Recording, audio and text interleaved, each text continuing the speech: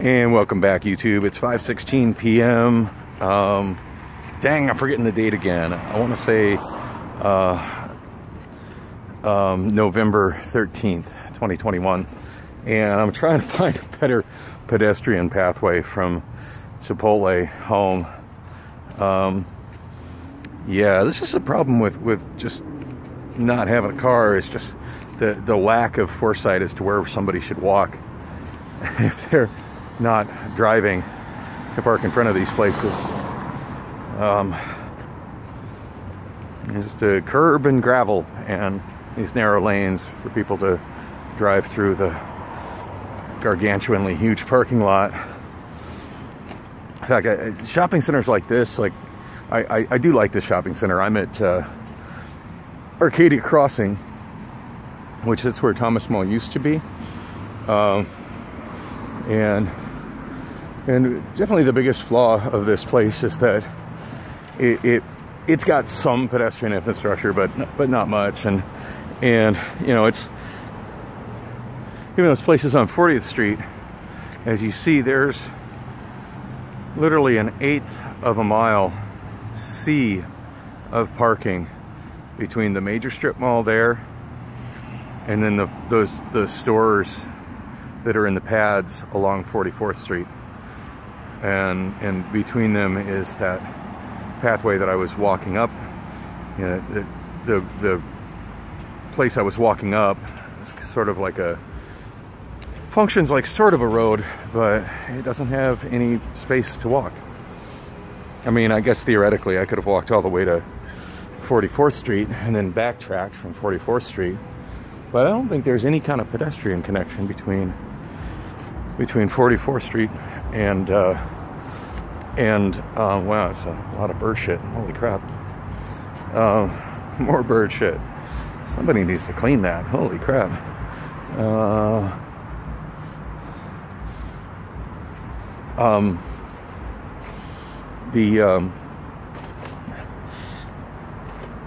I mean, I could have walked all the way to 44th Street and then backtracked, but I really don't think that there's any sort of pedestrian pathway that connects the little portion of the strip mall where Chipotle is and sidewalks on either Thomas Road or 44th Street.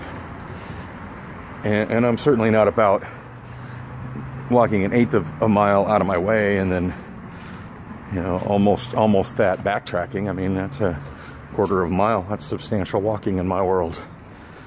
I should have come this way. Just didn't occur to me that, I guess I sometimes forget just how far north in the shopping center Chipotle is. Yeah, that walkway along the north side of the strip mall is pretty nice and covered. Pretty nice aside from all the bird shit, which somebody should be cleaning. Now this is interesting. This is kind of the back of the strip mall where all the loading docks are, which is actually not a bad place to walk, but I'm gonna go this way. Another little portion of strip mall there. So there's a Subway there, and I keep having different taco shops open up where those lights are and the patio is, but it seems like everyone that opens there is never that great and it never lasts that very long. But then another one always seems to reopen in the same spot a few months later. I don't know quite what to think of that. Walking through the library parking lot now. That's the I forget the name. I want to say Saguaro branch. Pretty much all the with the exception of Burton Bar Central Library, pretty much all the Phoenix branch libraries are named after desert plants. And yeah, there's the sign there. It's Saguaro Library.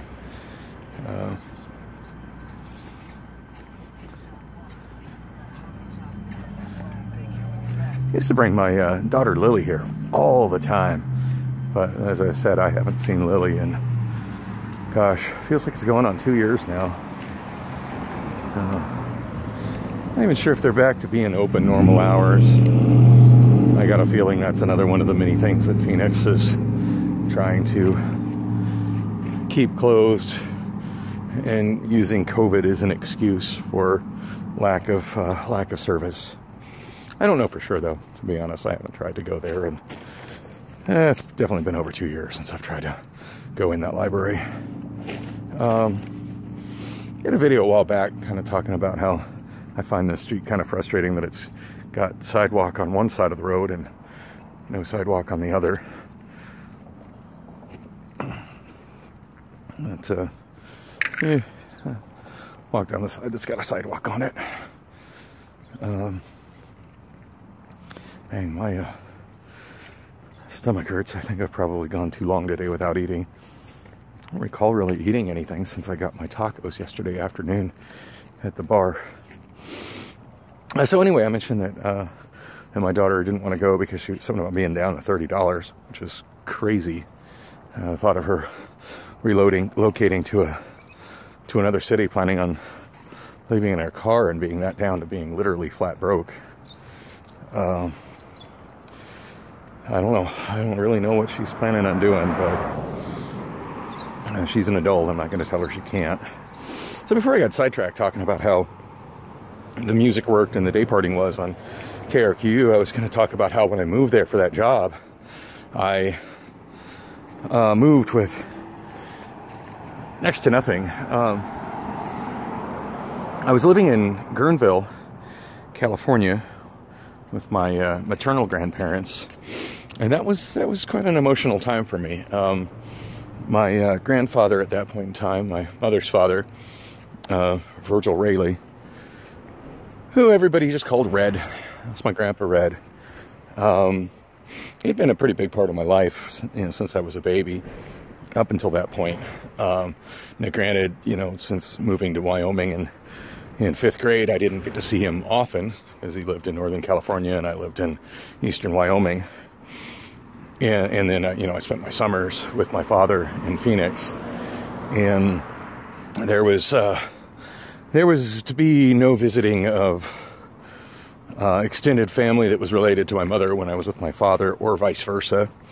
I managed to convince my mother to make an exception of that one time, to let me visit my father's parents when I was a teenager one time in the Bay Area. And I just kind of was like, come on, I want to see my grandparents. I know where they're at. I know where their address is. We're driving right by it. Come on, can I please visit my grandparents? And she kept telling me it was a bad idea, and I insisted on going. And my grandmother did seem really happy to see me, and my grandfather just seemed horribly annoyed that my mother would show up at his door. Apparently getting to see his grandson just wasn't enough to offset that. And the shitty thing is, I think that's the last time I saw them alive. I really do. Whoa. Computer monitor. That looks to be...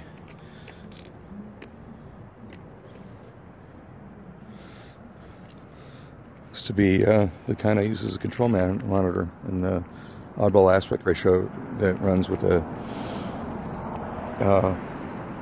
1280 by 1024 native desktop. And cables and power supplies. For sale, make offer. Yeah. They're looking for an offer. I don't really have any money to spend, so I should just move along. It was kind of looking like that. We're done with our yard sale. Will you just take this garbage out of here? But I still got a sign that says for sale, make offer. So I'm not gonna steal their monitor. But I could certainly use another monitor of that size and resolution. In fact, I've been mentioning that I've been having some issues with that over on my karaoke system, which has just been staying at Bullock since I've only got that 1 day a week gig. I'm sure I've mentioned I did manage to get a couple new DVI cables from Ghettotronics finally last Monday, and I totally forgot the tool I needed to put that on Thursday before my show. But I had done some work on that the Friday before. I had switched from the Samsung monitor that I was using that had Samsung monitor that I was using that had a, what do you call it? It had a, I was having problems with it constantly cutting out. Like what I would have to do to keep it shooting video is I would have to, I'd have to pull on the cord, so it would be a kind of a taut angle going up, and then I would secure the cable to the top of the case with duct tape. And that had kept it working for quite some time, but the last show that I had done, not last Thursday, but the Thursday before, it kept cutting out constantly. Just constantly, I was losing my video. You know, it didn't affect other people at the show. I mean, my connection to the TVs over DVI, or over HDMI, and that was just fine. But, oh, I hate that there's no sidewalk on this side. So that was fine. But what I ended up doing is on Friday I switched it back to my, I brought my other monitor there on the bus. I had picked it up from anyway, actually I think I had it inside my living room, but anyway, I carried it on the bus to Bullock's and switched it over, but I wasn't able to swap out the cord because I hadn't managed to make it to Ghettotronics to get the cord yet, and it had the little screw that was missing from the video card that you attach the DVI cable to anchor it down with. I got that. Anyway, that one was stuck on the DVI cable for the Lenovo monitor, the one that was at home. It was at home because it had gotten moved over to the Union Jack. But anyway, I reattached it, and I was getting a reliable image in that it wasn't just disappearing, and I wasn't having to tug on the cord to keep the image there. But when I'd sometimes have to wiggle the cord at different places, and I noticed it was not just like where it went into the video card on the computer, but also just below where it connected to the monitor. If I would wiggle it, there'd be a lot of like digital distortion, where a bunch of the pixels would turn kind of a reddish color instead of holding the image like they're supposed to, which is, I mean, I can work it like that. It's irritating, but at least I can, you know, it's not cutting out. At least I can see what I'm doing. So, not terrible, but not optimal. Yay, sidewalk. And that's how I did my show on Thursday. And for the most part, it stayed on like it was supposed to. It had a couple of times where it did that weird reddish pixels all over the place flickering, but you know, pretty much every time I did that, I just wiggled the cords a little bit and they cleared up.